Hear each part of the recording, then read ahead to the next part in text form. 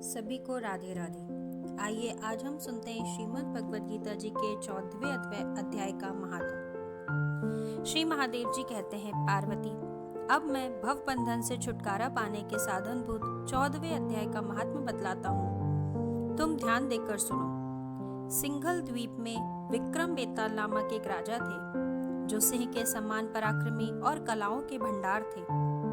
एक दिन वे शिकार खेलने के लिए उत्सुक होकर राजकुमारों सहित 2 कुतियों को साथ लिए वन में गए। वहां पहुंचने पर उन्होंने तीव्र गति से भागते हुए खरगोश के पीछे अपनी कुतिया छोड़ दी। उस समय सब प्राणियों के देखते देखते खरगोश इस प्रकार भागने लगा मानो कहीं उड़ गया है।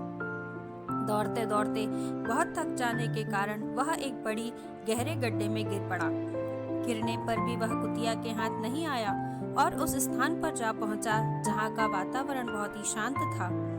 वह हरण निर्भय होकर सब और वृक्षों की छाया में बैठे रहते थे। बंदर भी अपने आप टूटकर गिरे हुए नारियल के फलों और पके हुए आमों से पूर्ण तृप्त रहते थे।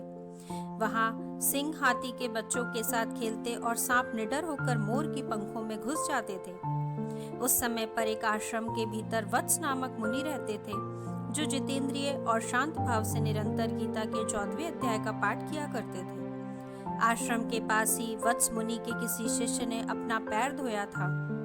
उसके जल से वहां की मिट्टी गीली हो गई थी। खरगोश का जीवन कुछ शेष था। वह हांफता हुआ आकर उसी कीचड़ में गिर पड़ा। उसके स्पर्श मात्र से ही खरगोश दिव्य विमान पर बैठकर स्वर्गलोक को चला गया। फिर कुतिया भी उसका पीछा करती हुई आई। वहां उसके शरीर में भी कुछ कीचड़ के छींटे लग गए। फिर भूख प्यास की पीड़ा से रहित हो कुतिया का रूप त्याग कर उसने दिव्यांगना का रमणीय रूप धारण कर लिया तथा गंधर्वों से सुशोभित दिव्य विमान पर आरूढ़ हो वह भी स्वर्गलोक को चली गई। यह देख मुनि के मेधावी शिष्य स्कंद रह गए। उन दोनों के पूर्व जन्म के बैर का कारण सोचकर उन्हें बड़ा विस्मय हुआ था। उस समय राजा के नेत्र भी आश्चर्य से चकित हो उठे।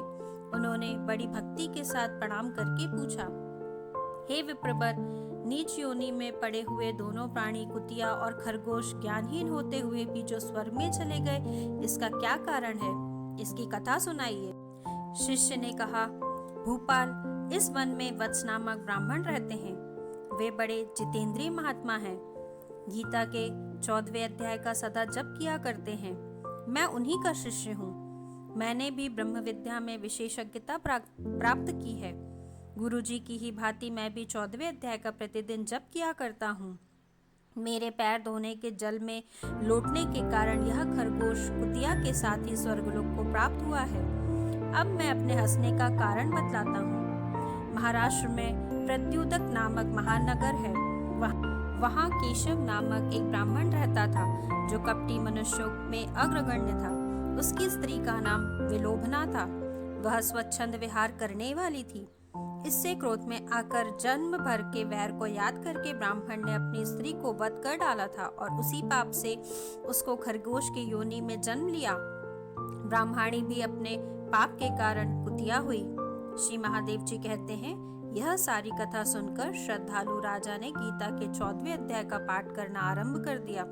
उससे उन्हें परम गति की प्राप्ति हुई। यह था संपूर्ण श्रीमद् भगवद गीता जी के 14वें अध्याय गुण त्रय विभाग योग का संपूर्ण महात्मा।